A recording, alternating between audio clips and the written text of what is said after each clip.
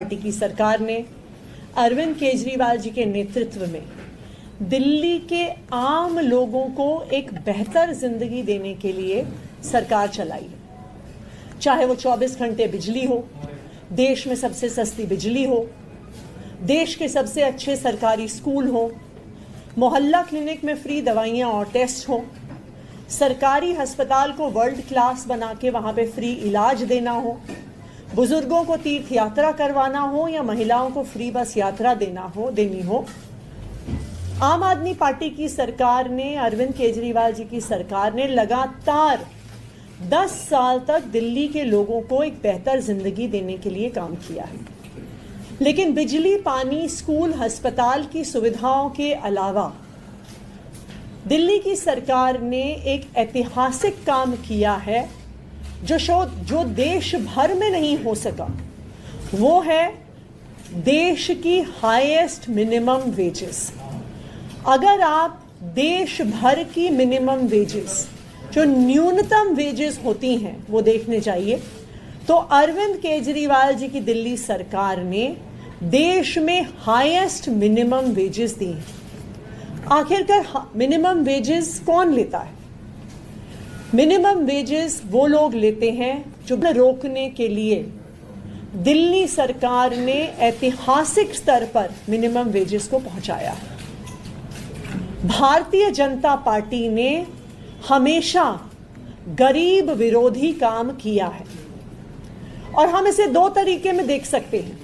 सबसे पहली बात, जब दिल्ली की सरकार ने, अरविंद केजरीवाल जी की सरकार ने 2016-17 में मिनिमम वेजेस बढ़ाने की बात करी तो भारतीय जनता पार्टी ने अपने एलजी साहब के माध्यम से रोका। तब मिनिमम वेजेस बढ़ाने के लिए दिल्ली सरकार, अरविंद केजरीवाल जी की सरकार कोर्ट से ऑर्डर लेकर आई और ये जो इंक्रीज इन मिनिमम वेजेस था उसको इंप्लीमेंट करवाया। ना सिर्फ उसको इंप्लीमेंट करवाया बल्कि उसमें एक प्रावधान डाला कि जिस तरह सरकारी अफसरों का साल में 2 बार डीए लगने से जिनकी सैलरी इंक्रीज होती है, उसी तरह से साल में 2 बार मिनिमम वेजेस इंक्रीज होना जरूरी है। भारतीय जनता पार्टी ने इसका पुरजोर विरोध किया। एलजी साहब ने रोका, कोर्ट में उन्होंने इसके खिलाफ बोला, लेकिन हमेशा की तरह अरविंद केजरीवाल जी की सरकार लड़ झगड़ कर दिल्ली के आम लोगों के हक में फैसला लेकर आई। दूसरी ओर हम देख सकते हैं, अगर आप भारतीय जनता पार्टी शासित सरकारों को देखें तो वहां पर दिल्ली के कंपैरिजन में शायद उसकी आधी मिनिमम वेजेस होंगी। तो भारतीय जनता पार्टी गरीब विरोधी है। वो अपने राज्यों में तो बहुत कम मिनिमम वेज देती है और दिल्ली में भी उसे रोकने का भरसक प्रयास करती रहती है। मुझे खुशी है इस बात की कि कल हमारे श्रम मंत्री मुकेश अहलावत जी ने ये फैसला लिया है और मिनिमम वेजेस का इंक्रीज हम नोटिफाई कर रहे हैं। जो अनस्किल्ड लेबर की मिनिमम वेजेस को 18,066 रुपीज़ पर बढ़ाया जा रहा है। सेमी स्किल्ड वर्कर्स की मिनिमम वेजेस को 19,929 रुपीज़ पर बढ़ाया जा रहा है। स्किल्ड वर्कर्स की मिनिमम वेजेस 21,917 पर बढ़ाया जा रहा है। और इसका कंपैरिजन करने के लिए आम आदमी पार्टी, अरविंद केजरीवाल जी की सरकार बनने से पहले कितनी मिनिमम वेजेस थी, मैं आपको ये भी बताना चाहूँगी। 2013 में अनस्किल्ड लेबर की मिनिमम वेजेस मात्र 7,722 रुपये होती थी, जो आज हमने 18,066 रुपये कर दिया। 2013 में सेमी स्किल्ड लेबर की मिनिमम वेजेस 8,528 रुपये होती थी, जो आज 2024 में 19,000 लेबर की मिनिमम वेजेस 9,388 रुपये होती थी, जो आज 21,917 रुपये दिल्ली में है। और ना सिर्फ इतना, मैं इसका कंपैरिजन आपको बताना चाहूँगी और राज्यों के साथ भी। जो अनस्किल्ड लेबर की मिनिमम वेजेस दिल्ली में 18,000 रुपए हैं, वो राजस्थान में मात्र 8,063 रुपए है। मध्य प्रदेश में, जहां पर भी भारतीय जनता पार्टी की सरकार रही है, 10,000 रुपए है। उत्तर प्रदेश में 8,300 रुपए है। हरियाणा में 10,000 रुपए है। छत्तीसगढ़ में 10,900 रुपए है। बिहार में 10,600 रुपए है। तो अगर आप देश भर से कंपैरिजन कीजिए तो आज दिल्ली सरकार की मिनिमम वेजेस सबसे ज़्यादा हैं।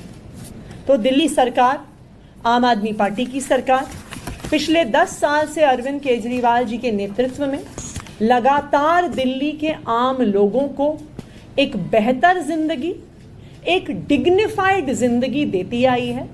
और आने वाले 4 महीनों में भी हम इसी तरह काम करते रहेंगे कि दिल्ली वालों को और दिल्ली में रहने वाले आम लोगों को, गरीब लोगों को एक इज्जतदार जिंदगी मिल सके। अब मैं चाहूंगी कि हमारे श्रम मंत्री मुकेश अहलावत जी भी अपनी बात रखें। धन्यवाद। मैं अपने राष्ट्रीय संयोजक अरविंद जी का धन्यवाद करता हूं, जिन्होंने मुझे श्रम मंत्री बनाया, और उनका आदेश और हमारी मुख्यमंत्री साहिबा आतिशी जी का आदेश से मैंने सबसे पहले यही काम किया। जो हमारे वेजेस रुके हुए थे, उन वेजेस को पूरा करने का काम किया। आप ये देखोगे कि हम लोगों ने जो भी काम किए अच्छे किए, दिल्ली में सबसे अच्छे काम हुए। जैसे स्कूल बनाए, पूरे देश में सबसे अच्छे हम लोगों ने अच्छे स्कूल बनाए। कैमरे हम लेके आए तो सबसे ज़्यादा कैमरे हम लेके आए। तो हम लोगों ने जो भी काम किया, दिल से काम किया। अभी आप लोग देखोगे कि हमने मिनिमम वेजेस भी जो लेबर की बनाई है, वो सबसे हाईएस्ट लेबर की मिनिमम वेजेस हमने नियुक्त की है। अब आप ये देखो कि कोई और भी सरकार थी, वो भी कर सकती थी, लेकिन हम लोगों ने ज़्यादा से ज़्यादा श्रमिकों के बारे में अच्छा सोचा कि उनका भला होना चाहिए। धन्यवाद। कितने से कितना होगा? दूसरा, अभी हम लोगों ने क्या किया है, अनस्किल्ड लेबर जो होगी उसकी 18,066 रुपये, और जो सेमी स्किल्ड होंगे उनके 19,929 रुपये बनाए गए हैं, और स्किल्ड वाली लेबर जो होगी वो 21,917 रुपये। धन्यवाद।